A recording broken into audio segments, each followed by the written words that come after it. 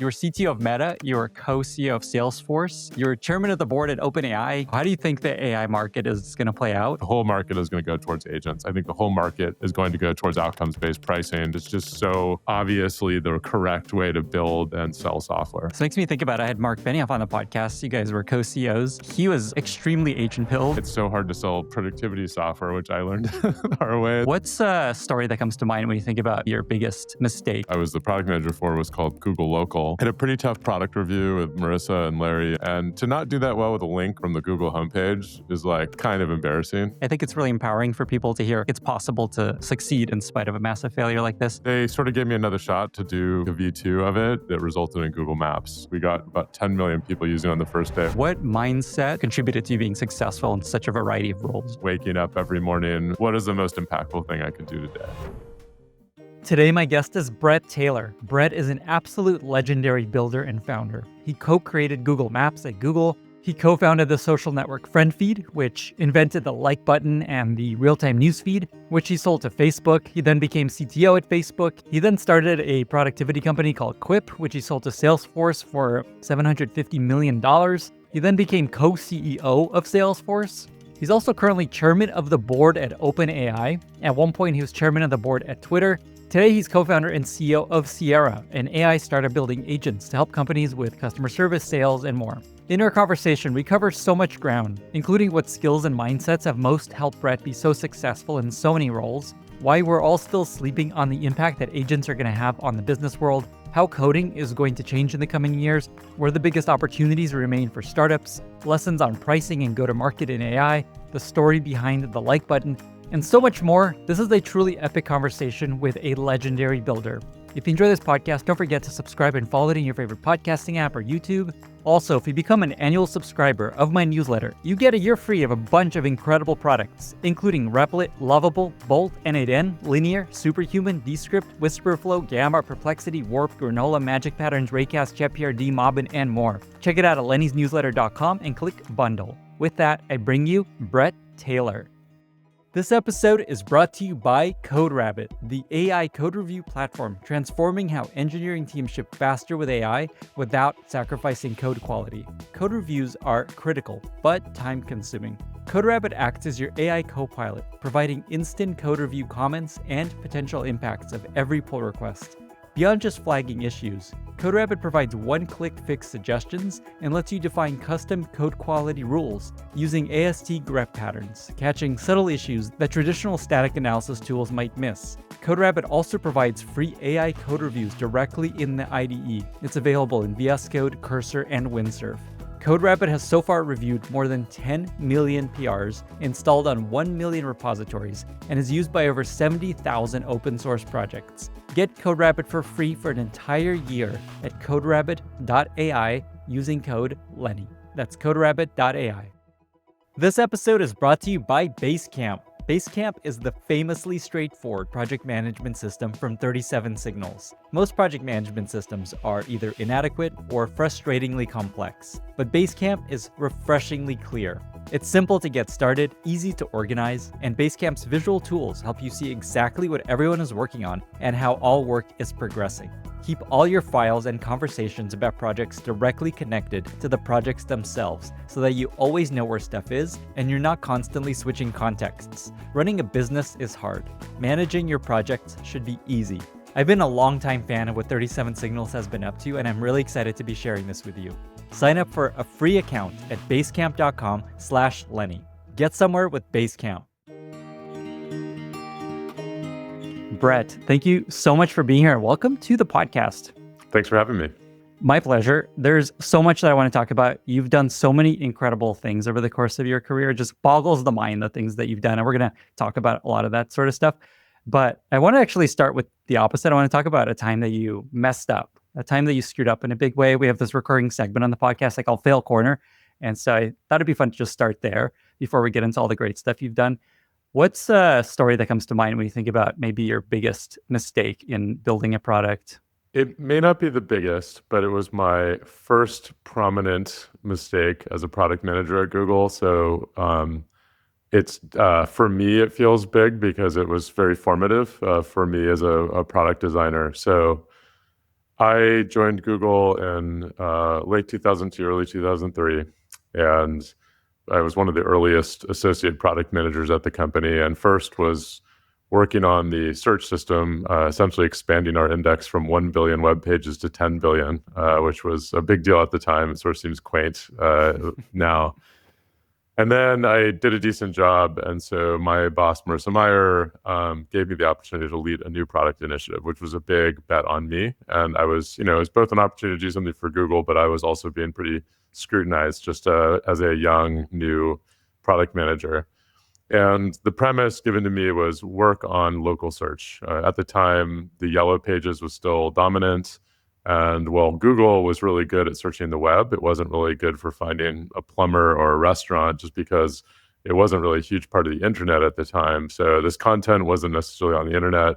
And even if it was, you really needed a different, you didn't really want to find, plumbers in Manhattan. You want to find plumbers in San Francisco if you're me. And so it was a kind of both a technical problem and a product problem and a content problem. We launched the first version of that product that I was the product manager for was called Google Local. And it was, I'll be a little bit more critical now than I might have been at the time, but it was a little bit of a Me Too version of Yahoo Yellow Pages, sort of essentially grafting on Yellow Pages search on top of Google search. And with a properly crafted query, you could, see those listings at the top of your search results. We had a standalone site at local.google.com.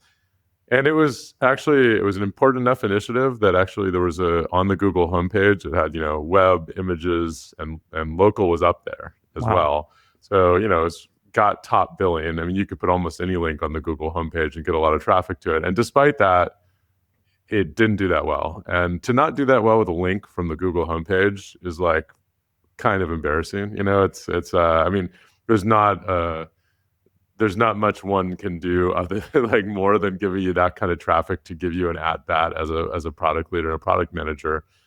And the product was fine, it worked, but it really wasn't differentiated. And I think in many ways, I think I've had these reflections more since than at the time that I had some at the time, but why use this instead of Yahoo Yellow Pages? But more than anything else, like why use this instead of the Yellow Pages? It was sort of a digital version of something that had come before. I had a pretty tough product review with Marissa and Larry and others, and it was fine. I wasn't like about to get fired or something, but it was like, the I don't know, the shine on my reputation was sort of waning a little bit, and they sort of gave me another shot to do like a V2 of it. And I sort of got the impression, it wasn't like my last shot, but it was sort of, I certainly was feeling a little dejected from going from sort of a hot shot new PM to a new thing. So I spent a lot of time thinking about how can you make something that's just much more compelling and not just sort of a digital version of the Yellow Pages, and not just so similar to some of the other products out there.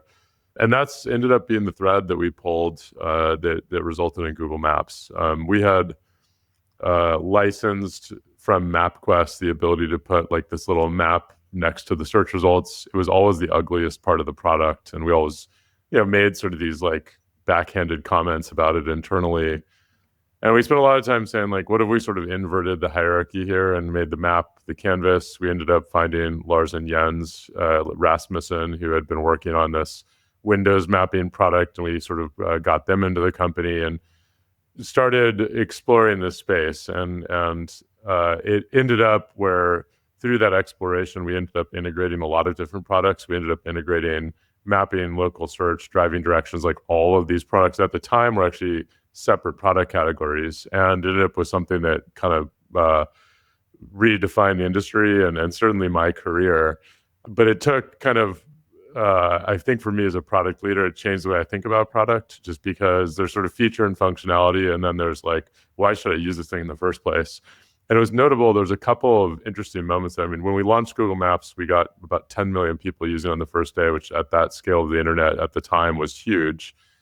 And then in August of 2005, we integrated satellite imagery from a recent acquisition called Keyhole, which became Google Earth. And we got 90 million people using it on the same day. Everyone wanted to look at the top of their house, when the imagery came out. Mhm. And it was really interesting because there's so many subtle product lessons in there. First is, I think as you have these new technologies, rather than literally digitizing what came before, if you can create an entirely new experience, it sort of answers the question for a new customer, like, why should I give this a time of day? And so really disassembling the Lego set and reassembling it into something new rather than just digitizing what was there before. Certainly that was the lesson, I think, in Google Maps. It really was native to the platform in a way that like a paper map couldn't be, and that was like a really meaningful breakthrough. And then with satellite imagery, it honestly wasn't the most important part of Google Maps, but it was sort of the sizzle to the steak. And it created, I don't think the term viral was a thing people said back then, but it created a viral moment. We run Saturday Night Live, which is the coolest thing. Andy Sandberg in, I think it was called Lazy Sunday, rapped about Google Maps. And Lars and I were texting each other, we did it. We're on Saturday Night Live. Mission accomplished.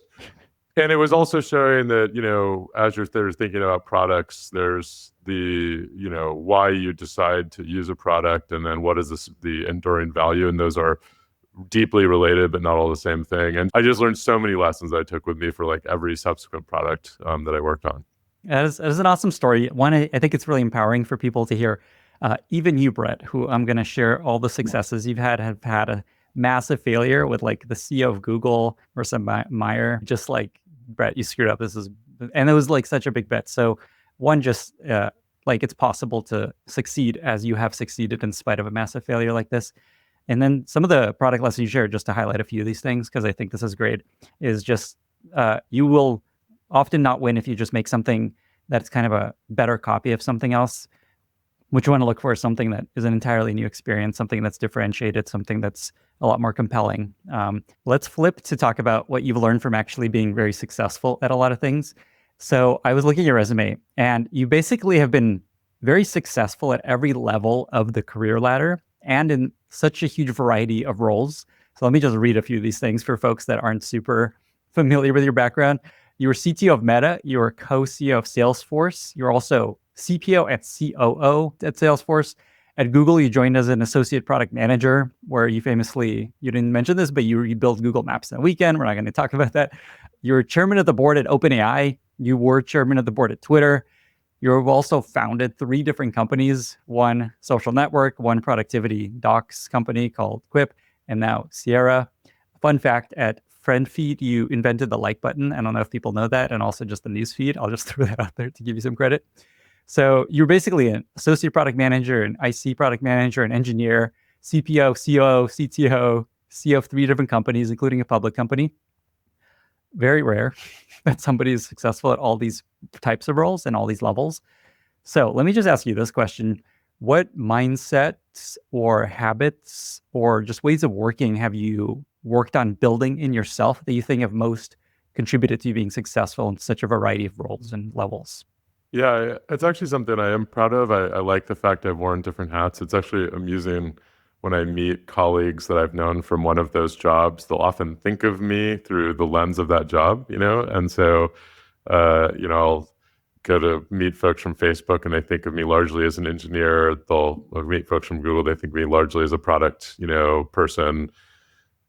At Salesforce, a lot of the folks there interacted with me as like for lack of a better word, a suit, like the boss. And I'm not sure they think of me as an engineer at all, even though, I was still probably coding on the weekends for fun. And one of the things that is a principle for me is to have a really flexible view of my own identity. I really think of myself, I probably would self-describe as an engineer, but more broadly, I think of myself as a builder. And I like to build products, and I think companies are one of the most effective ways to build products. There's also things like open source, but I think I'm a huge believer in the confluence of technology and capitalism to produce, just incredible outcomes for customers. And as a consequence, I think to really build something of significance, I think to be a great founder, you really need to be able to not have such a ossified view of your identity that you can't transform into what the company needs you to be at that point. And every founder you'll talk to, one day, I think selling is a big part of being a founder. You have to sell investors on wanting to invest in your company. You have to sell candidates on wanting to work at your company. You have to sell customers to want to use the product that your customer produces. You have to have good design taste, not just for your product, but for your marketing and, essentially soliciting new customers. You have to have good engineering. I mean, if you're building a technology company, the technology comes first. It's, why this industry is so transformative. I probably credit, and I've told this story before, but I'm very grateful for her, but I probably credit Sheryl Sandberg for really changing the way I approach new jobs. The story, and I might be embellishing a little bit, but I think it's broadly accurate. So I had just become the chief technology officer of Facebook. And when I first got the job, it was sort of the flavor of CTO, where I had a relatively small group reporting into me, but contributed almost as like a very senior kind of architect, on a number of projects. And then at some point, Mark Zuckerberg reorganized the company and kind of split it into a bunch of different groups. And I ended up with a very large group under me. And I was essentially running our platform and mobile groups, products, design, engineering. So I went from, a handful of reports to like, I don't know, over 1,000 or something. It was a big group.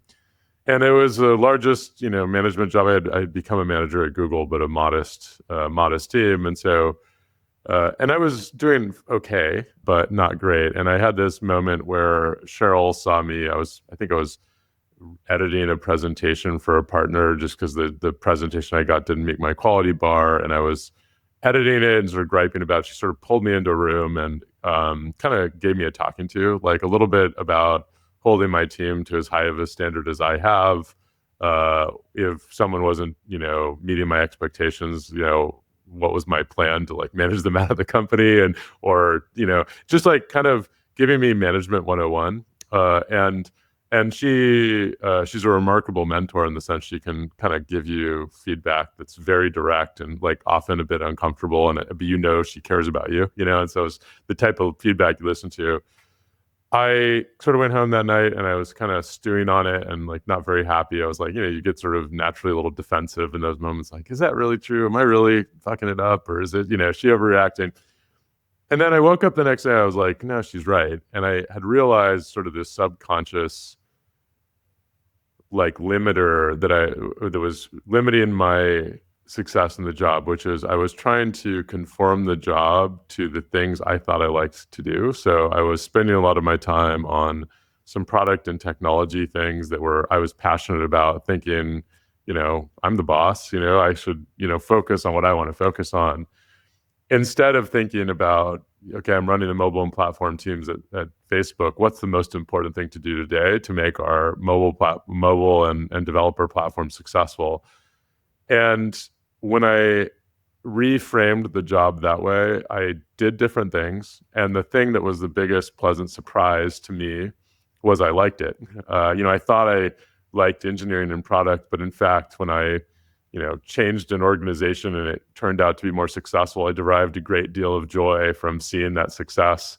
Our developer platform had a lot of partners, and, when there was an issue there and I'd spend time on partnerships and it worked, and, our platform became healthier, the partner became more successful, took pride in that success.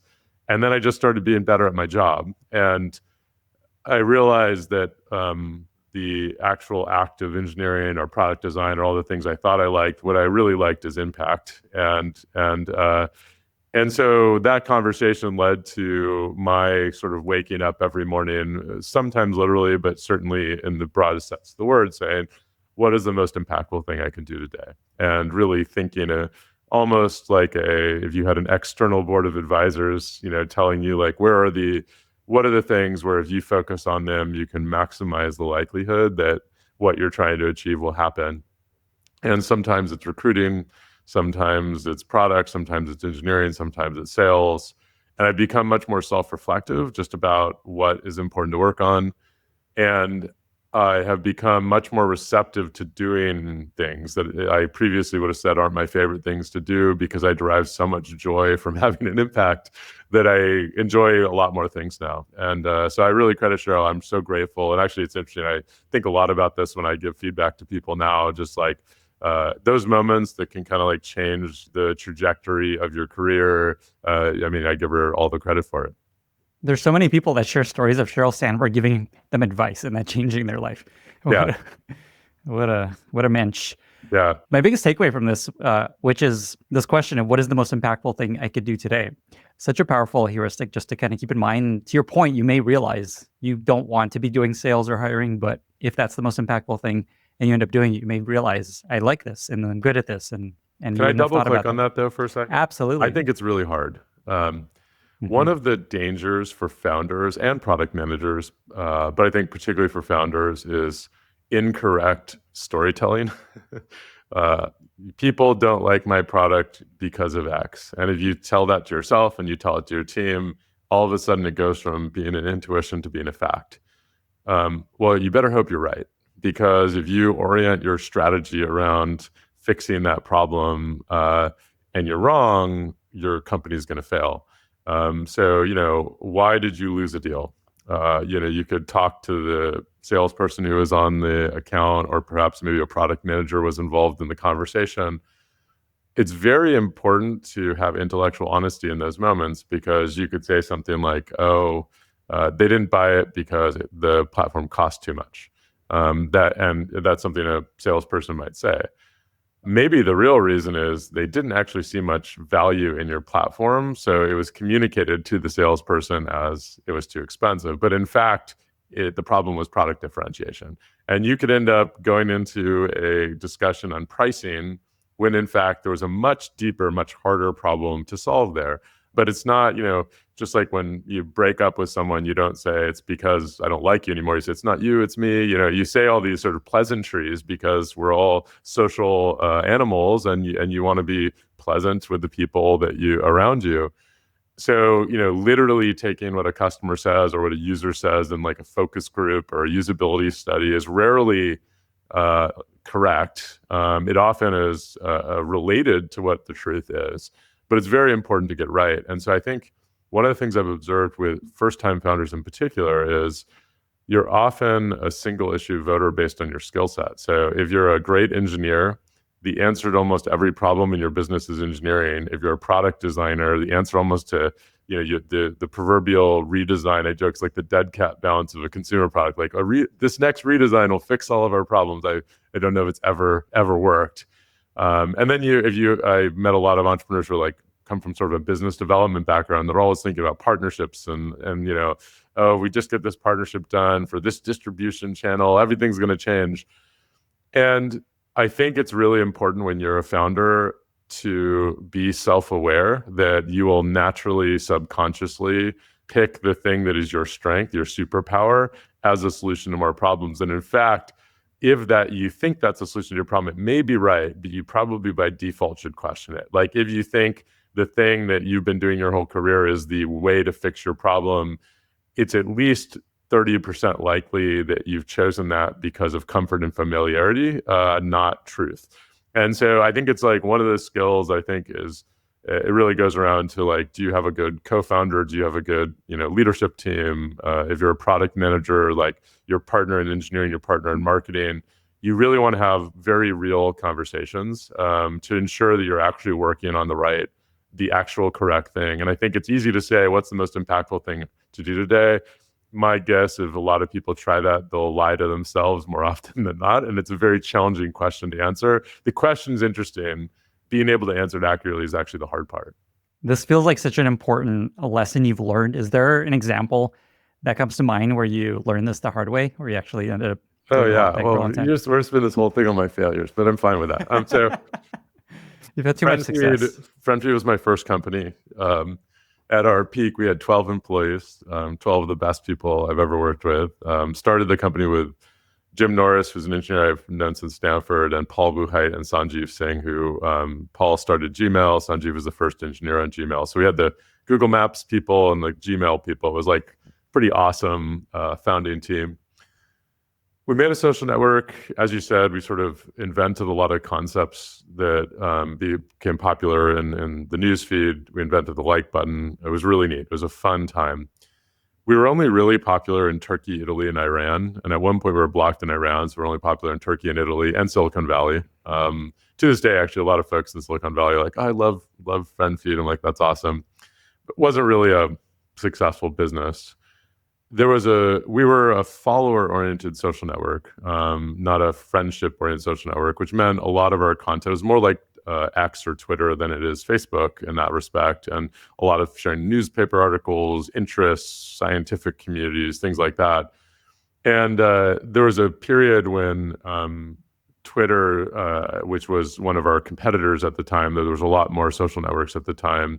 I'm probably screwing this up a little bit. I think Obama, Ashton Kutcher, and like Oprah Winfrey all went on Twitter like in a summer, and we just got our ass kicked. It's like, and it was a great example of I think 11 of those 12 people were engineers, and we were just making product. And I think it was Biz Stone. I mean, if you talk to the Twitter folks, they could give you the history on this. But I think Biz was really focused on like getting celebrities and public figures onto Twitter, which is totally obvious. Like if you have a social service that's oriented towards following people, put some people on there worth following, and instead, we were exclusively focused on polishing the product. And we actually, I think, at our sort of peak of popularity, we were very confident. Just, I think it was a time when like Twitter had the fail whale and it was down half the time and people couldn't even use it.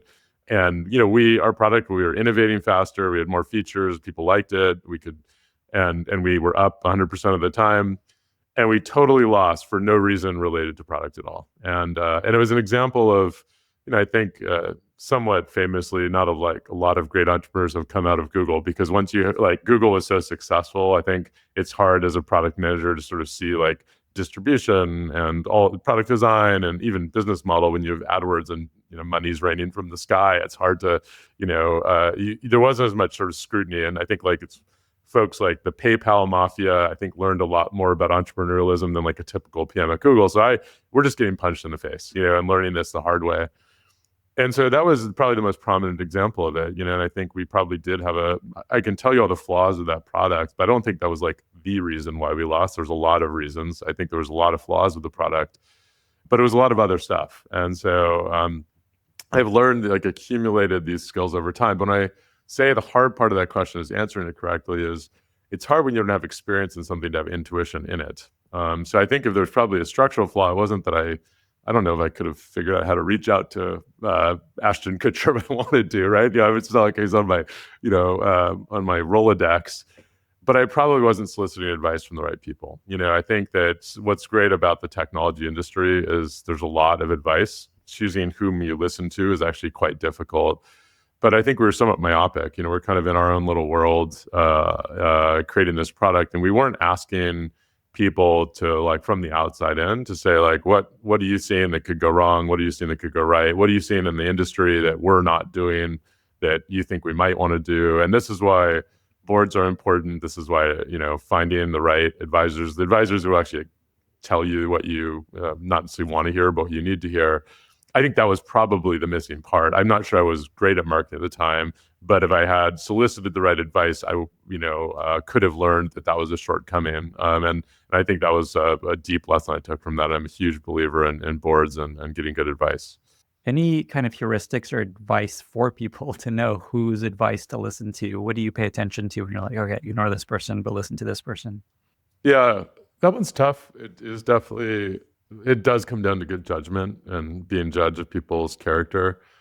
One thing that is particularly hard is there's not a strong correlation between the confidence with which someone expresses an opinion and the quality of that opinion.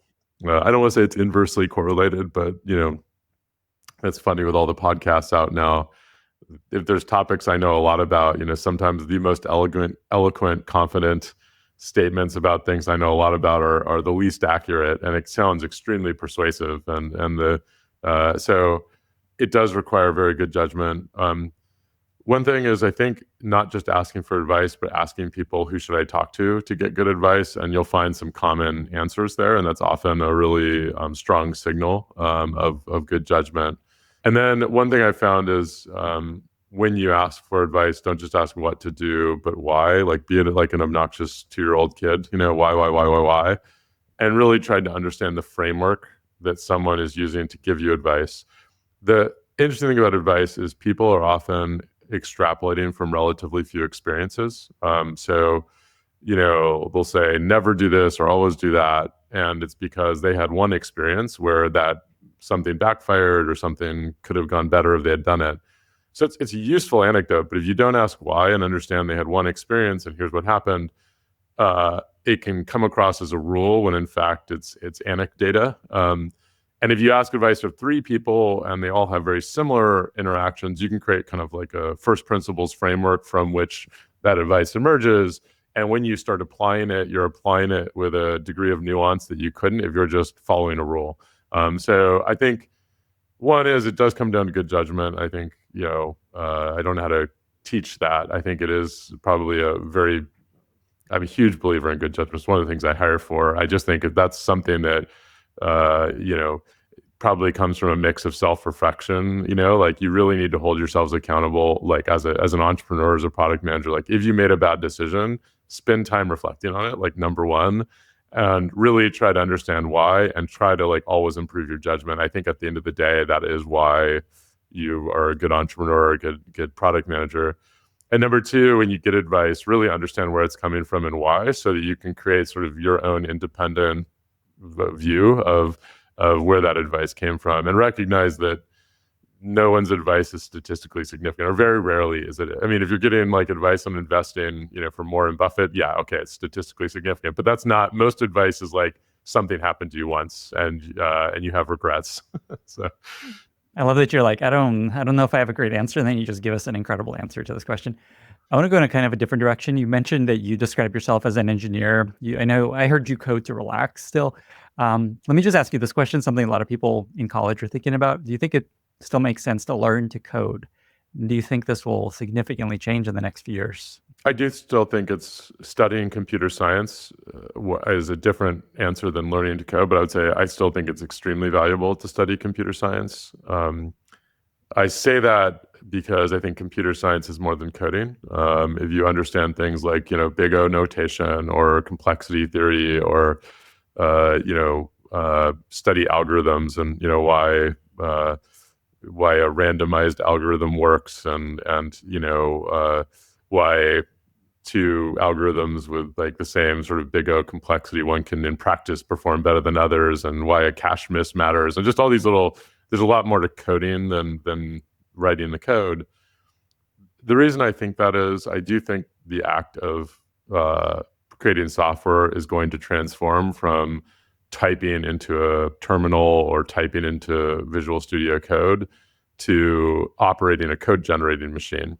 I think that is the future of creating software, but I think operating a code generating machine requires systems thinking. And I think that computer science, there are other disciplines as well, but computer science is a wonderful major to learn systems thinking. And at the end of the day, AI will facilitate, creating this software. We may do a lot more in the next few years we can't even imagine. But your job as the operator of that code generating machine is to make a product or to solve a problem. And you really need to have great systems thinking. And you're going to be managing this machine that's doing a lot of the tedious work of making the button or, connecting to the network. But as you're thinking of the intersection of a technology and a business problem, you're trying to affect a system that will solve that problem at scale for your customers. And that systems thinking is always the hardest part of creating products. I'll just give you it's this cheesy, simple example, but I think it's representative. At Facebook, we would always, we spent a lot of time designing the newsfeed. And if you ever had like a really, really good designer and they showed you at the time a Photoshop mock-up of the newsfeed, it was just always beautiful. The photos, the family was happy, and the photo was like a perfect photo, and the posts were like all perfectly grammatically correct and of a completely normal length. And the comments and there was the like button, everything was just perfect. And then you'd like implement that design and you'd look at your own newsfeed and it looked like shit, because it turns out like not everyone's photos were made by like a professional photographer.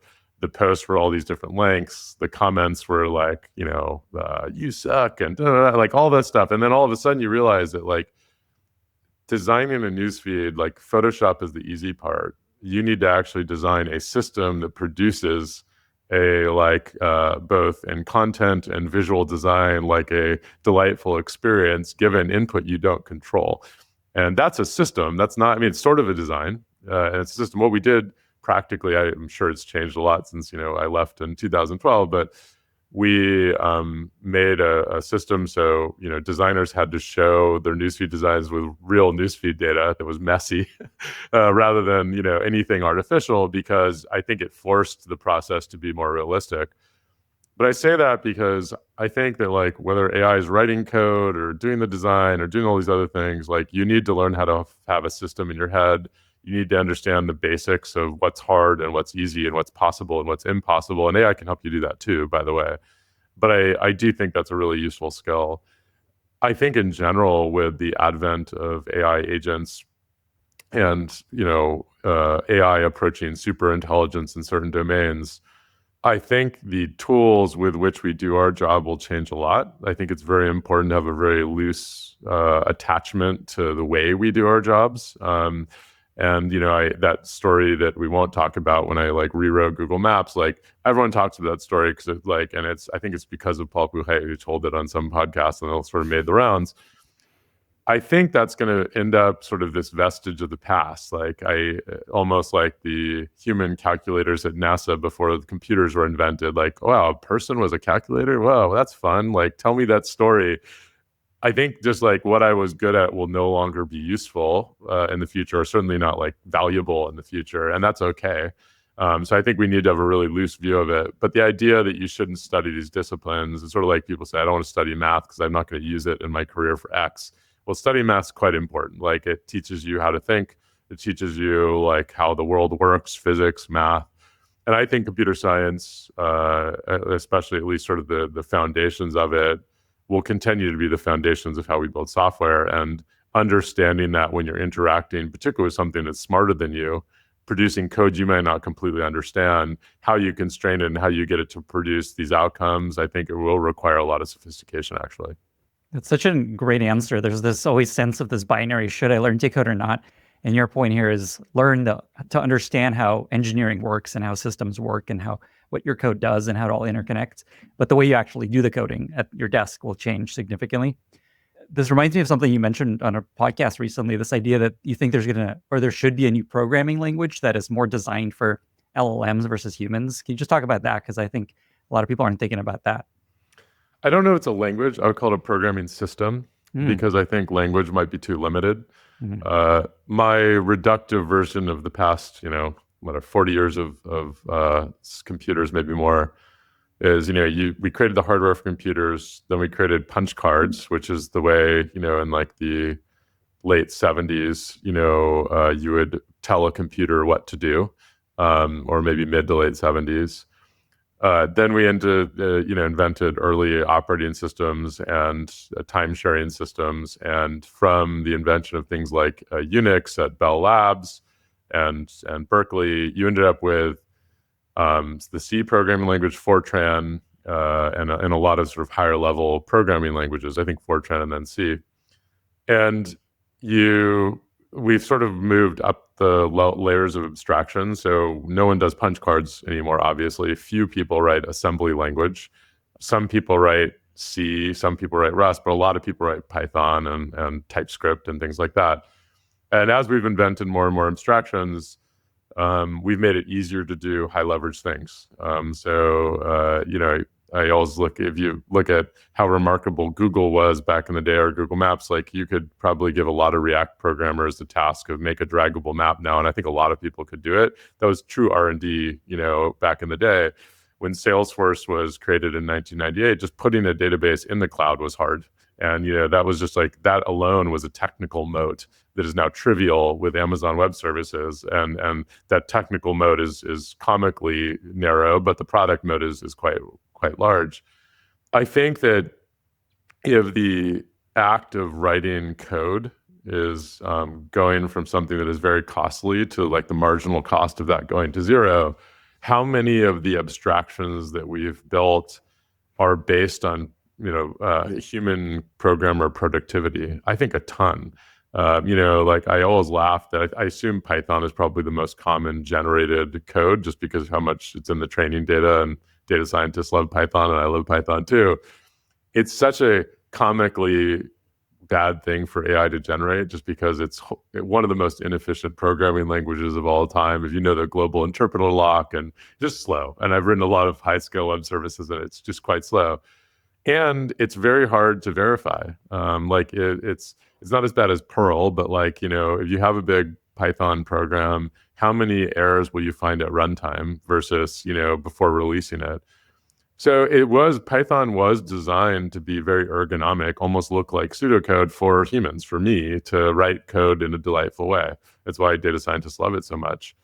So as we move to a world where like, let's just postulate, and I'm not sure this will be completely true, that like we're not going to write a lot of code as people. We're going to be operating these code generating machines. We probably don't care how ergonomic the programming language is. What we care about is when this machine generates code, do we know that it did what we wanted it to do? And if it doesn't do what we want it to do, can we change it easily? I think there's a lot of insights in programming languages that could serve this. So, Rust, I think, is interesting because if I asked you to look at a C program and say, does it leak memory? You probably couldn't do it that well just because it's really hard. And if it's like a million line C program, that's be very, very hard. If I asked you to verify that a Rust program doesn't leak memory, you would just have to compile it. And, because it has compile time, memory safety, just the act of compiling successfully tells you that's true. I think we need more things like that, because if a AI is generating this code, by definition, if you have to read every line, that is going to be the limiting factor for producing the code. Or worse, you're just not going to read every line and you're going to emit a bunch of unsafe, unverified code into the wild. And so the question is, how do you enable humans to have as much leverage as possible, which means using computers to do the work on your behalf? You could have, obviously, the simplest form of this is AI supervising AI and doing code reviews, and that's great. Certainly, self-reflection is a really effective way of improving the robustness of an AI system. But I do think if it doesn't matter how tedious it is to write the code, you could probably layer on some techniques that are sort of out of fashion, like formal verification, unit testing, other things. And if you layer all these on, I'm sort of thinking about it as it's like the guy in the Matrix with the green letters coming down. Like, how can I make something so I, as a operator of the code generating machine, can produce like incredibly complex scale software incredibly quickly and know that it works? And if you start with that as your design center, I think you probably change the languages, you probably change the systems, you probably change all these things, and you're probably going to bring to bear a lot of things. And what's really fun about it is you can loosen a lot of constraints. Like, coding is free. Okay, so that's neat. With that in mind, what do you want to do? What would be best suited for the language, the compiler, for testing, for self-reflection, for supervisor models, all these things? And I think that's more of a programming system than a language. But I think when we create something like that, it can really enable creators, builders, to create incredibly robust, incredibly complex systems. And I'm super excited about vibe coding, but I don't know, like, generating a prototype has been the limiting factor in software ever. It's actually like building increasingly complex systems and actually changing them with agility. If you look at the famous like Netscape 1 to Netscape 2 rewrite, somewhat a lot of people attribute that to part of their failure against Internet Explorer. It's like, making these things is not hard, like maintaining them is hard, and ensuring the robust is hard. And I think we're in the very early phases of defining what this new system for developing software looks like. And I'm very excited to see what emerges. I feel like we're definitely living in the future when someone like you is suggesting that we build a matrix-like experience, and that's going to be potentially the future of coding and building. I can't wait for that. It feels like a great opportunity and a fun project. This episode is brought to you by Vanta, and I am very excited to have Christina Cassiopo, CEO and co-founder of Vanta, joining me for this very short conversation. Great to be here. Big fan of the podcast and the newsletter. Vanta is a longtime sponsor of the show, but for some of our newer listeners, what does Vanta do and who is it for? Sure. So we started Vanta in 2018, focused on founders, helping them start to build out their security programs and get credit for all of that hard security work with compliance certifications like SOC 2 or ISO 27001. Today, we currently help over 9,000 companies, including some startup household names like Atlassian, Ramp, and LangChain, start and scale their security programs, and ultimately build trust by automating compliance, centralizing GRC, and accelerating security reviews. That is awesome. I know from experience that these things take a lot of time and a lot of resources, and nobody wants to spend time doing this. That is very much our experience, both before the company and to some extent during it. But the idea is with automation, with AI, with software, we are helping customers build trust with prospects and customers in an efficient way. And, our joke, we started this compliance company, so you don't have to. We appreciate you for doing that. And you have a special discount for listeners. They can get $1,000 off Vanta at vanta.com/Lenny. That's VANTA.com/Lenny for $1,000 off Vanta. Thanks for that, Christina. Thank you. Okay, one more question along these lines, and then I want to zoom out on just kind of where AI is heading. And something I love to ask folks like you that are at the cutting edge of AI is what you're teaching your kids. I know you have kids. I feel like the world is going to be very different when they grow up. What are you encouraging them to learn that you think is different maybe from previous generations to help them be successful in a world of AI abundance? I don't know if I'm teaching them differently, but I'm really trying to encourage them to make AI a part of their lives. I was reflecting actually when I took the AP calculus exams in 97, 98, AB and BC, I could use a graphing calculator. And I haven't done this research. I was meaning to plug this into ChatGPT before our conversation, but I'll do it after. Did the calculus exam change before and after they allowed the calculator in the exam? I assume it did. But essentially, when you allow the calculator in the exam, you need to make sure that none of the questions, benefit people for having a calculator or not, and which actually forces you to sort of rethink the problems to test calculus knowledge that don't benefit from like rote arithmetic or the other things you can do on a graphing calculator. I think that a lot of education is sort of doesn't presume you have a super intelligence in your pocket. And so, if you ask someone to write an essay on a book that they read, you could probably hallucinate one pretty easily from one of the big, providers like ChatGPT. And maybe if you are skilled enough at prompting, maybe even your teacher won't know it's written by an AI. So what do you do? Like, how do you teach kids differently? It's really hard for teachers right now because I think we haven't gone through the transition of adding calculators to the exams. So I think a lot of the mechanisms we have to evaluate students are broken by the existence of ChatGPT and the like. So I think we're in a very awkward phase. But I think we can still both teach kids how to think and teach kids how to learn. And I think our education system can catch up. And I actually think these models can be one of the most effective educational tools in history. I don't know if you're a visual learner or a reading learner. I like to read. I didn't love going to lectures. I don't learn that well from them. I like to read the book. If you have a teacher who doesn't teach in your style, you can now go home and ask ChatGPT to teach you another mechanism. My kids use ChatGPT to quiz them before a test. You can use audio mode or chat mode. It's better than cue cards. My daughter took home a Shakespeare book. She took a picture of a page she didn't understand, and ChatGPT explained it to her way better than I would have as well. I think every child in this world has a personalized tutor that can teach them in the way that they best learn, visually, over audio, reading. We have a platform that can test you, that can quiz you. I think it's really an amplifier of agency. I think, the folks who kids who have agency, who have aspirations to learn something, I think you have what is the best combination of every teacher you've ever had and these models, and you can use it.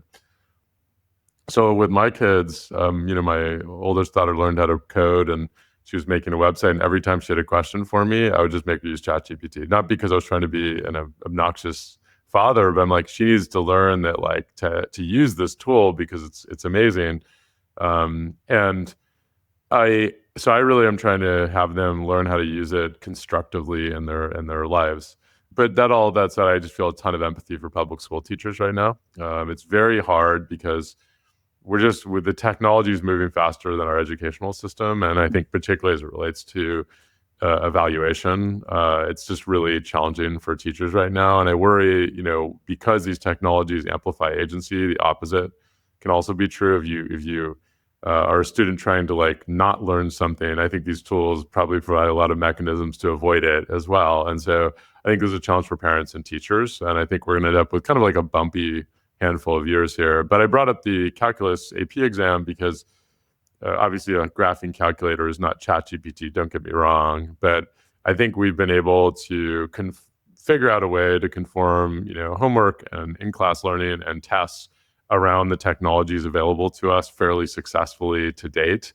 And I'm fairly confident we'll figure it out, and I think it's going to, on the much more positive side, I don't know, I went to public schools. I don't know if you did too. Like, you end up with some pretty bad teachers, at times. And now you have an outlet. You don't need to be the, rich kid who can afford a tutor anymore to get tutoring.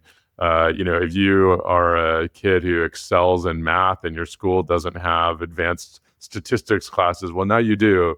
So I think this is just an incredibly democratizing force with kids who have agency. And I think that's very exciting. I'm hopeful that there's a 11-year-old right now who's going to start a really amazing company, 10 years from now, who's like ChatGPT is going to be their primary tutor that like led to that outcome. And I think that's pretty cool. I have a 2-year-old, and it feels like there's like a new milestone of there's like when to give them a phone, when to give them, I don't know, Snapchat, whatever kids use these days. And then it's like when to give them their first ChatGPT account.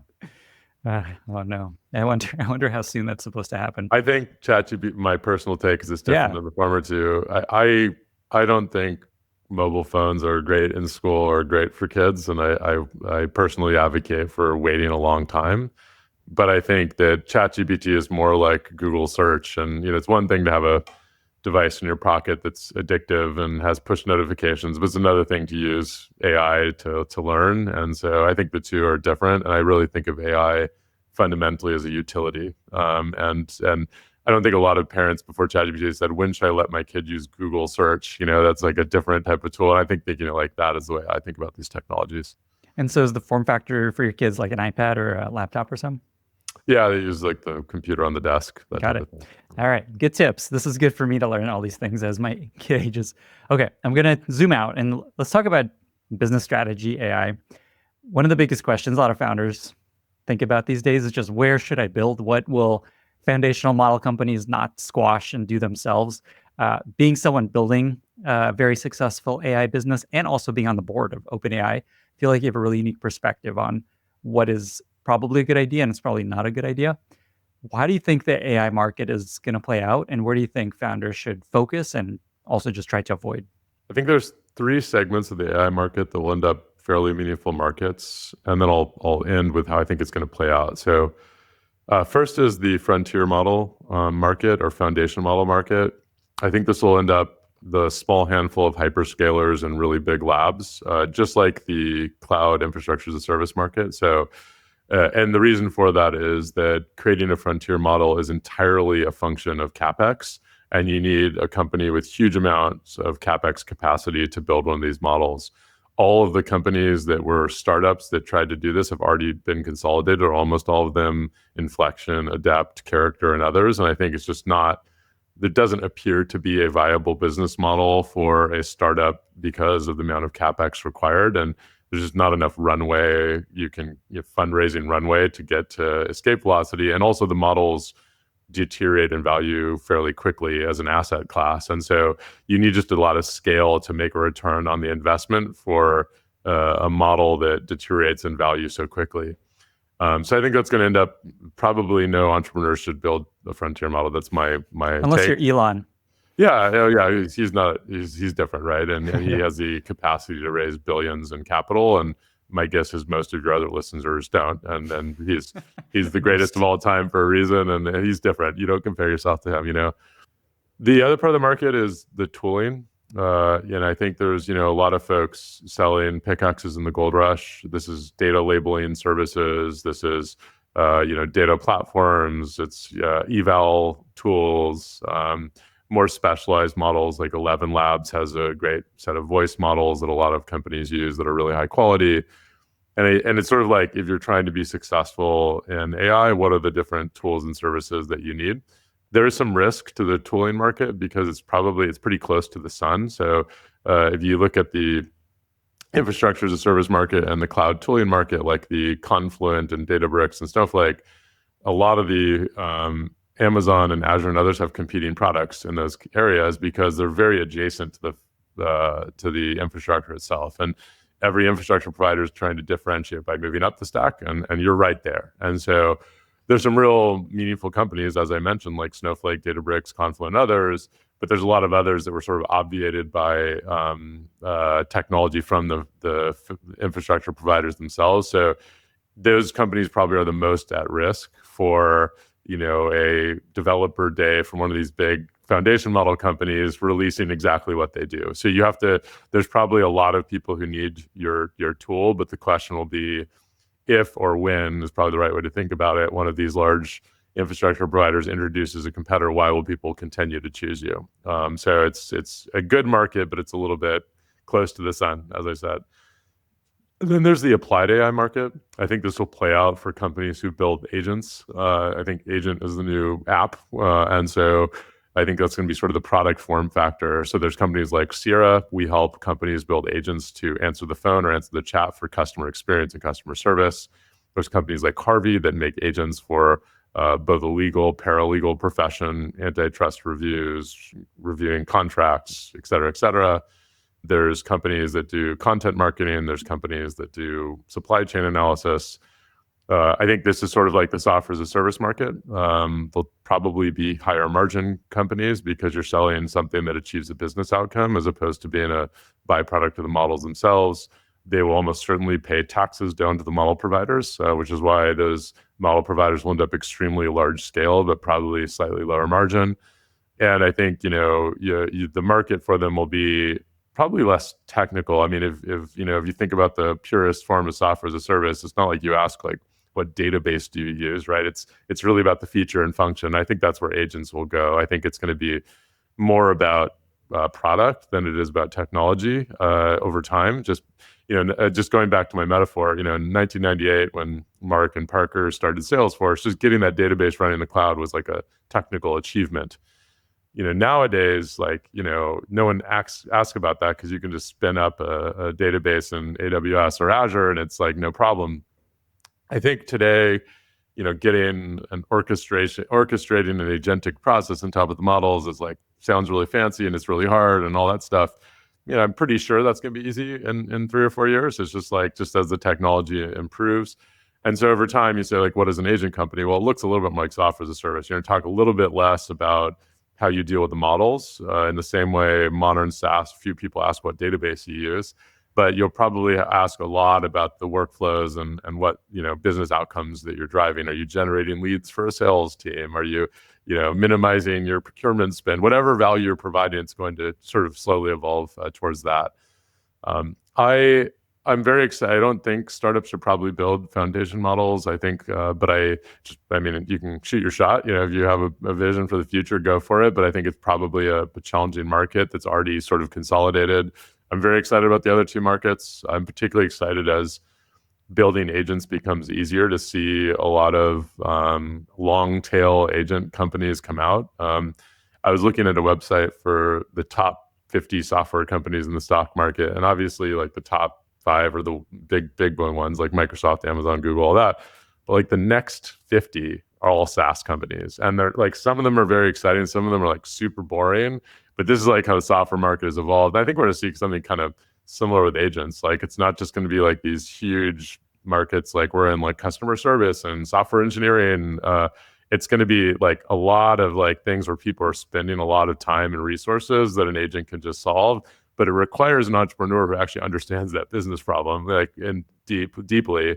And I think that's where a lot of the value is going to be unlocked in the AI market. That is incredibly helpful. This makes me think about, I had Mark Benioff on the podcast. You guys were co-CEOs, and he was extremely agent-pilled. All he wanted to talk about was Agentforce. Clearly, you are also very agent-pilled. What is it that I've never heard the term agent-pilled. I'm going to use that one. So. Clearly, you guys saw something that was just like, okay, we need to go all in on agents. This is the future. What is it you think people are missing about just like why this is such a critical change in the way software is going to work? What are people not seeing? If you talk to an economist like Larry Summers, who's on the OpenAI board with me, they'll talk about like what is the value of technology? Well, it helps drive productivity in the economy. And if you look at the one of the big jumps in productivity in the economy was in the 90s. And I think a lot of folks I talk to think it was actually that very first wave of computing where people made like ERP systems and just like put accounting into computers and databases, even like mainframes. We're not talking like the PC era, because it was such a huge step up. Like, just imagine like the ledgers of, numbers that you'd have for like a large multinational company before. And it truly just transformed departments. I'll give you a little toy example. My dad just retired. He was a mechanical engineer. And he was talking about when he first started his career in the late 70s, and you went into a mechanical engineering firm, the majority of the firm were draftspeople. So basically, you take an engineering design, but you needed to do all the different vantage points and for all the different floors and to give to the contractor to do the thing. Now there are 0 draftspeople at his company. You just make the design in first AutoCAD and now Revit, and it's a 3D model, and the drafting has actually been eliminated. It's just not a thing one needs to do anymore. The actual design and drafting is not a thing that exists. It's just like it's just a design. That's true productivity gains, right? It's like, the job of the mechanical engineering firm was to do a design. The drafting was like sort of this necessary output for the contractor, but it wasn't really adding value. It was just sort of like the supply chain change.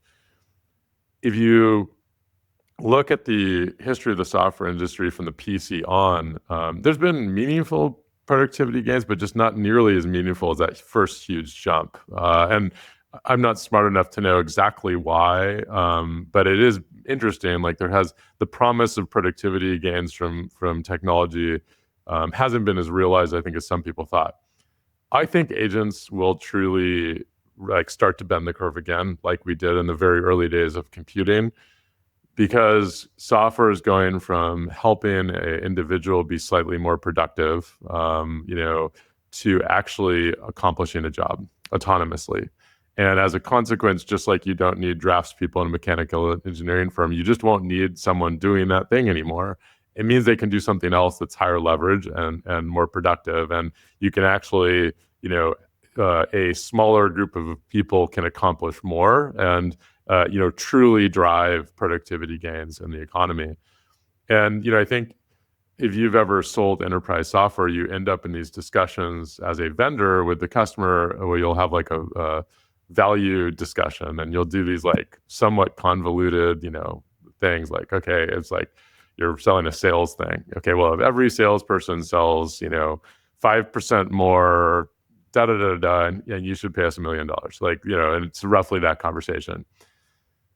And it's so unattributable, especially, and it's why it's so hard to sell productivity software, which I learned the hard way is, it's just hard to know, what's the value of making everyone 10% more productive? Did you actually make them 10% more productive, or did something else change?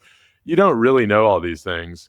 But now with an agent actually accomplishing a job, not only is it actually truly driving productivity in a very real way, but it's measurable as well. So all those things combined means I think this is actually like a step change in how we think about software, because it does a job autonomously, which is like sort of more self-evident, a productivity driver. It's measurable, so people value it differently as well, which is why I also believe in outcomes-based pricing for software. And all of that combined, to me, it feels like as significant as the cloud, or I think more technologically, but just in terms of like how it like transforms the business model of the software industry, where there's going to be like a before and after. Like, I don't know how many people still sell perpetually licensed on-premises software, but it's de minimis at this point. I think we're going to go through a similar transition. Like the whole market is going to go towards agents. I think the whole market is going to go towards outcomes-based pricing. Not because it's the only way, but it's going to be like the market is going to pull everyone there because it's just so obviously the correct way to build and sell software. Let me pull on that last thread. So we had Madhavan on the podcast recently, pricing expert, legend, monetizing innovation author. and he talked about pricing strategy for AI companies. And he was very much in your camp of, if you can, you need to price your product as an outcome-based product. And the axis uses exactly what you shared, which is you can do that if you can attribute the impact and it's autonomous, it's running on its own.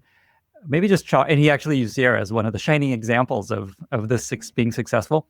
Can you just briefly just explain a little bit what is outcome-based pricing for people that haven't heard this term before, and then just how does it work for Sierra, to give an example? Yeah, I'll start with the example and then I'll broaden it. Awesome. At Sierra, we help companies make customer-facing AI agents, primarily for customer service, but more broadly for customer experience. So if you have a problem with your SiriusXM radio, you'll call or chat with Harmony, who's our AI agent. If you have ADT home security and your alarm doesn't work, you can chat with their AI agent, Sonos speakers, a lot of different consumer brands. And if you think about running a call center, there's a cost for every phone call that you take. Most of it is labor costs, but if you have, let's just say, a typical phone call is anywhere between $10 and $20 US dollars. Most of it, some of it's software, some of it's telephony, but a lot of it is just like the hourly wage of the person answering the phone. So if an AI agent can take that call and solve it, that is in the industry often called a call deflection or a containment. And that essentially means you saved, call it $15 because you didn't have to have someone pick up the phone. So in our industry, basically we say, hey, if the AI agent, solves the customer's problem and they're happy with it and you didn't have to pick up the phone, there's a pre-negotiated rate for that. And that's, we call it like resolution based. There are other outcomes as well. We have some sales agents being paid a sales commission, believe it or not. We do. Wow, we really think of our agents as truly customer experience, like the concierge for your brand. And we want to make sure that, our business model is aligned with our customers' business model. As you said, these agents need to be autonomous and the outcome has to be measurable. That's not always possible, but I think it's broadly possible. And what's really neat about it is if you talk to any CFO or head of procurement, with their big vendors, they look at the bill of materials and it's like overwhelming and it's impossible to know if you're getting the value that you hoped from that contract. I think consumption-based, which was popular, particularly in the infrastructure space, is closer to it. But I'm not sure like a token is actually a good measure of value from AI either. I always use the analogy, like right now, most of the coding agents are priced per token or per utilization. But there's this famous story of an Apple engineer who had a bad manager who's like, had you report how many lines of code you wrote every day, which every engineer in the world knows is an idiotic way to measure productivity. He famously went in with a report that had a negative number because I think he did a big refactoring and deleted a bunch, and it was his way of saying like, fuck you to the man. I think tokens are similar. You used a lot of tokens, like good for you. Did it produce a pull request, that was good? And I think that's the whole point of all this. I think there's a huge difference between outcomes-based pricing and usage-based pricing because especially in AI, they're not necessarily even correlated. And you could have a long phone call, not solve the customer's problem, and they give you a negative review online and call the call center again. All that effort was for nothing. In fact, you might have added negative value. And so I am a huge believer in this. And what's fun about it is it really just aligns. I think every technology company aspires to be a partner, not a vendor.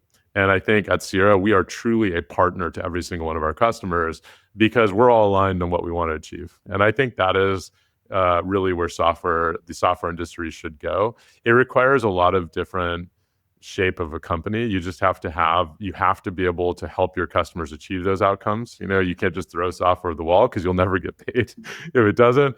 You have to, really just your orientation becomes so extremely customer centric when you do this the right way. I think it's just a better version of the software industry. So I think it's right from first principles, it's right for procurement partners, and I think it's right for the world. We've been chatting a little bit about productivity gains. There's a lot of skepticism in the headlines these days of just like, what is AI actually doing? Like, is it actually helping people be more productive? There was a recent study, actually, I don't know if you saw, where they showed engineers were less productive with AI because it was just putting them in different directions. They had to research what's going wrong here. And so I think CX is a really good example where you clearly are seeing gains. Are you seeing actual gains at your company or any other company you work with outside of CX in terms of productivity that is like clearly, yes, this is working and a huge deal? I'm extremely bullish on the productivity gains from AI, but I do think the tools and products right now are somewhat immature, and it's quite counterintuitive. So, for example, I almost every software engineering firm I know uses something like Cursor to help their software engineers. Most people use Cursor right now as a kind of coding autocomplete, though they have a lot of agentic solutions, and there's a lot of like OpenAI has Codex, and there's Claude has, I can't remember the Anthropic product. So there's lots of agentic agents coming as well. One of the interesting things is because the technology is sort of immature, the code it produces often has problems. So there's a lot of people sort of approaching this to sort of actually realize those productivity gains, because as any engineer who's written a lot of code will tell you, it's pretty easy to like look at and edit and fix code you wrote. Reviewing other people's code, or particularly finding a subtle logical error in someone else's code, is actually really hard. It's actually much harder than editing code that you wrote yourself.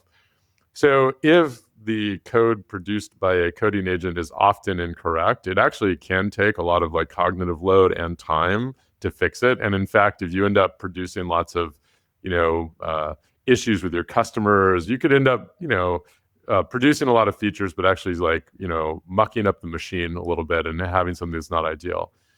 There's a couple of techniques I think are interesting. Like first, I think there's a lot of AI startups now working on things like code reviews. I think this idea of self-reflection in agents is really important. Having AI supervise the AI is actually very effective. Just think about it this way.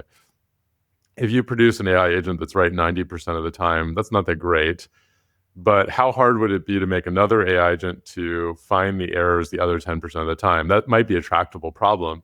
And if that thing's right 90% of the time, just for argument's sake, you can wire those things together and have something that's right 99% of the time. So it's just a math problem. And it turns out that you can make something to generate code, you can make something to review code, and you're essentially using compute for cognitive capacity, and you can layer on more layers of cognition and thinking and reasoning and produce things increasingly robust. So I'm very excited about that. The other thing, though, is root cause analysis. So we have an engineer at Sierra who exclusively focuses on the model context protocol server serving our Cursor instance. And our whole philosophy is, rather than if Cursor generated something incorrect, rather than just fixing it, try to root cause it. Try to get it so like the next time Cursor will produce the correct code. So and essentially is context engineering. Like, what context did Cursor not have that would have been necessary to produce the right outcome? So I think people who are trying to get productivity gains in departments like software engineering need to stop sort of waiting for the models to magically work if they want to see that gains now. And you really have to create like root cause analysis in systems and say like, how do we sort of go root cause every bad line of code and actually give the right context and produce the right system so the models can do it today.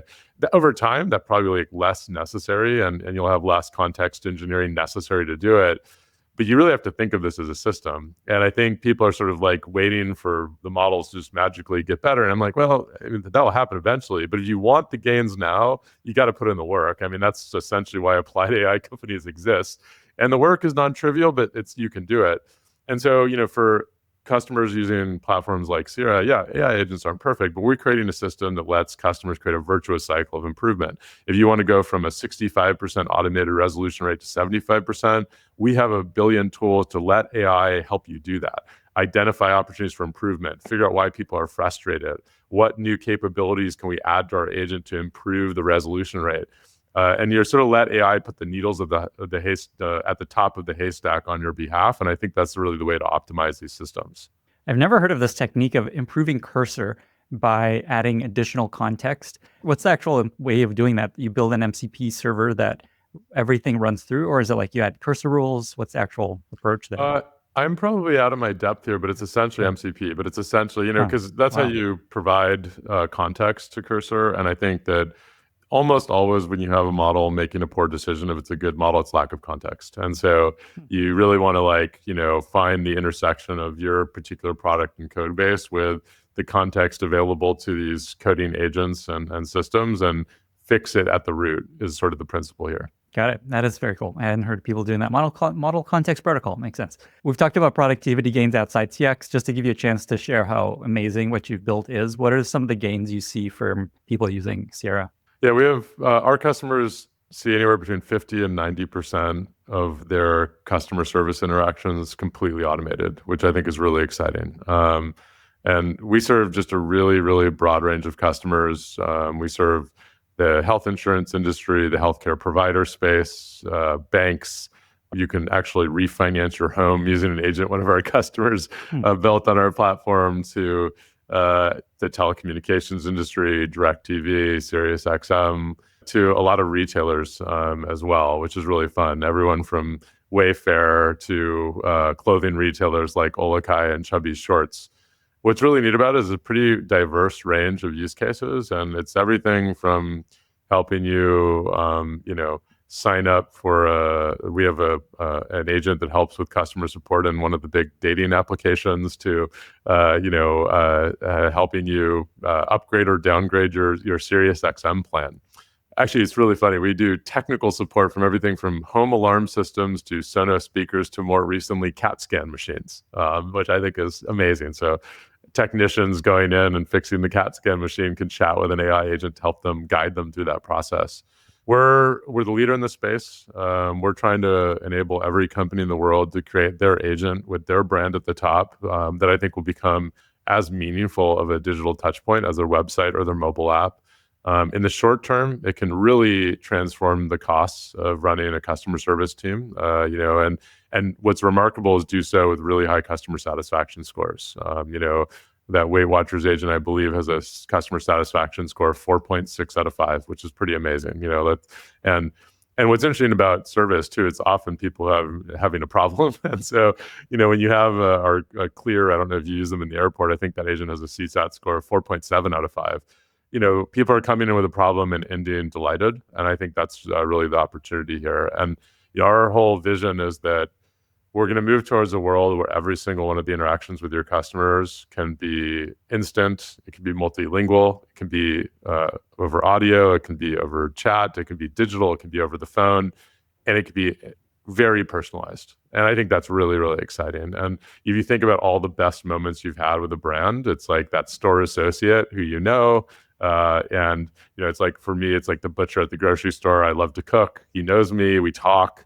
But like, can you actually produce that at scale for a company with 100 million customers? And can you do it in a really personal way? And I think we're really on the cusp of enabling that. Let me ask you one more question before we get to our very exciting lightning round. There's a lot of founders struggling with go-to-market in AI with their AI apps. There's so many apps these days, so many products, so many things coming at buyers at large B2B companies. Clearly, you guys have figured something out. I imagine your name helps, investors help, but what have you learned about just how to successfully do go-to-market with an AI product, say an agent-specific product that you think would be helpful for folks trying to do this better? I think there's a small handful of go-to-market models that have been proven to work. And I think it's important to choose the right one for the product category you're going after. One category I would say is developer-led. This is somewhere famously Stripe and Twilio were probably like two of the original that did this exceptionally. And essentially the go-to-market motion there is to appeal to an individual engineer, often within the department of the CTO, who have accountability and a fair amount of latitude to choose a solution. This works if your product is sort of a platform product. It doesn't work, for example, if your product is trying to help a line of business, because lines of business typically don't have dedicated engineering teams or let alone the latitude to just go, download a new library or start using a web service like that. It particularly works well if you sell to startups, just because startups tend to have engineering teams with quite a bit of latitude to choose services to help them solve the problem given by the founder. Then there's product-led growth. It's a broad term. Obviously, every company's product matters, but product-led growth more specifically means users can sign up from the website, often get put on a trial. Often you can buy a couple seats with a credit card. And those work where your user and your buyer are the same person. So it works for small business software almost always because sole proprietors do everything. And so you're selling small business software like, Shopify in the early days, and there's a lot of other products like that where you're trying to sell to small merchants. That's great. It doesn't work well when your buyer and the user of the software are different. So I always use the example of something like expense reporting software.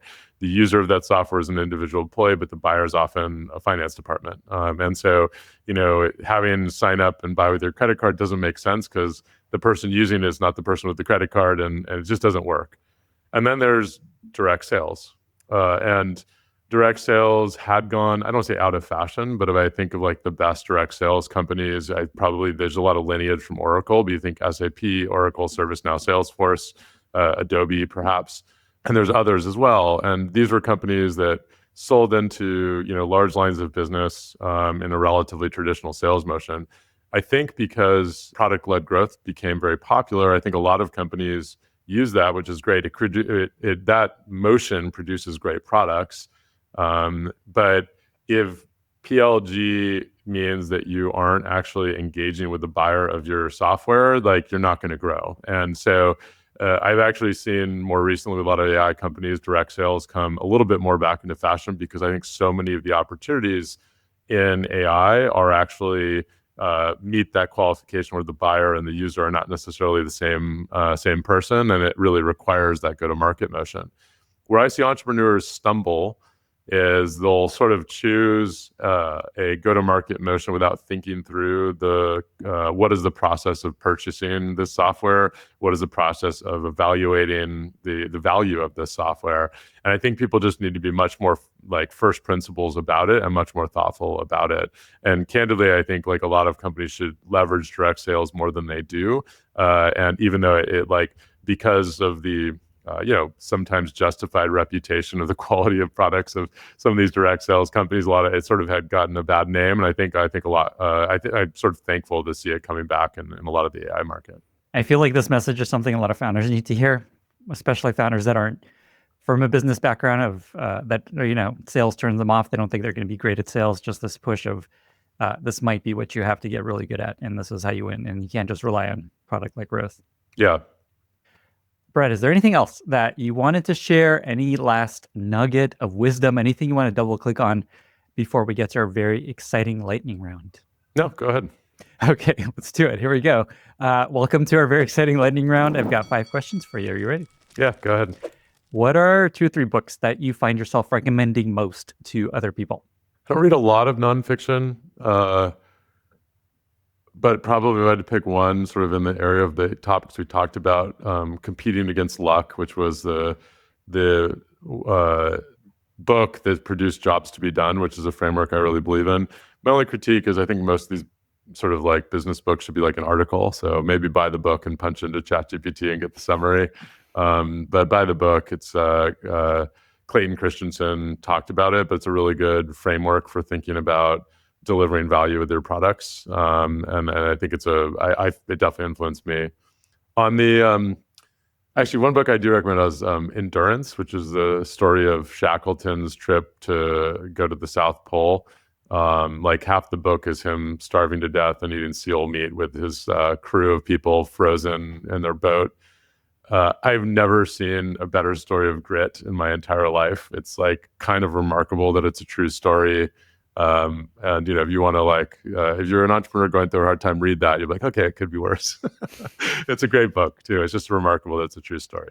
And one thing he did a great job at is setting expectations for folks that joined that famous newspaper. I don't know if that's true. It's like remarkable if that's true. Oh, it might not be true. I don't know. I mean, the internet, who knows? God damn, deep fakes, even back then. Okay. Do you have a favorite recent movie or TV show that you've really enjoyed? I haven't gone to any new TV shows recently. We just watched Inception with the kids, and they loved it, and made me appreciate Christopher Nolan. So, and what a cool movie, it's the type of movie when you watch your film and you can have conversations for 2 days afterwards about it. So, just a great film. I saw someone using, I think, VO3 to create their own Inception videos where the world's wrapping in on each other. Oh man. Okay. Do you have a favorite product that you have recently discovered that you love? Or one you've loved for a long time? I'm really a big fan of Cursor. I think it's like change. I love creating software, and I'm excited though for agents. I've been really excited. I was very excited to see Codex from OpenAI and others. So I think Cursor will be in its current form is a transition product, and I know they're working on agents as well. But I really enjoyed taking something I love and I'm like been my life's passion and really diving into this AI tool and like seeing how it transforms how I create software. So I've just been like spending a lot of time with the product just because it's so core to my like what I love to do, and it's a really well crafted product. I think it's the first time someone's actually mentioned Cursor in this answer, so it might be the beginning of a trend. Michael Terrell was on the podcast, and he actually had a very similar message as you had at the beginning of this chat about the future of code, what comes after code, and this concept that there's going to be this additional pseudocode layer on top of code. Yeah. Very aligned with your thinking. Do you have a favorite life motto that you often come back to and find useful in work or in life? The best way to predict the future is to invent it. Which I think I attribute to Alan Kay of Xerox PARC, who invented a lot of the core abstractions that we use in computing today. It's why I love, I am an entrepreneur. It's why I love to build things. And it's definitely like a life motto for me. I feel like many people like say this. I feel like you've actually done this so many times. You're living this motto. Final question. We talked about you inventing the like button at FriendFeed. Were there other thoughts of what they would call it other than like? Was it just like obviously like, or was there other thinking there? The context of this was before emoji.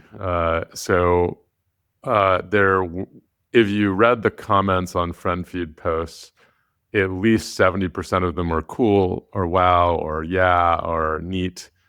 And one of the principal like uses of FriendFeed was to have discussions about things. So you'd have a post and then a pretty fulsome discussion underneath. And it was a very, compared to Twitter and others, it was like a great place to have those discussions. And so the product problem we were trying to solve is get all the one-word answers out so that the discussion was actually like actual comments as opposed to acknowledgements that you read the thing. So the original framing was one-click comment. That was how we thought about it. And so the first version that I made had a heart. And she denies remembering this, but there's Anna Yang, now Anna Muller, who has worked at the company. She hated it. She said, like, if I look at like hearts on every post, I'm going to vomit. Like, it's just too much, And it also was interesting, like we were simulating, it was like an article about a tragedy or something. A heart was just not the right thing. Like, which actually turned out to be really hard to translate, was just a much more neutral sentiment. And that's why it was hard to translate because it was subtle. So that's how we ended up with this. We started with a heart, and I don't know if we ever had the word love, but we definitely started off with an iconography. And then like, which just felt like this positive yet as neutral as possible within the realm of positive so that it could work for like a more complex story. But it was all because we needed a one-click comment. That's where the concept came from. Wow. I've never heard this story before. It makes me think about LinkedIn now. They're basically trying to solve that same problem. They have all these auto reply kind of pill tag things. I don't think people like they have those a lot very of much. features. so many AI features. Yeah. Bret, this was incredible. This was an honor. I so appreciate you coming on this podcast. 2 final questions. Where can folks find you online if they want to reach out, maybe go see if they want to work at Sierra? And how can listeners be useful to you?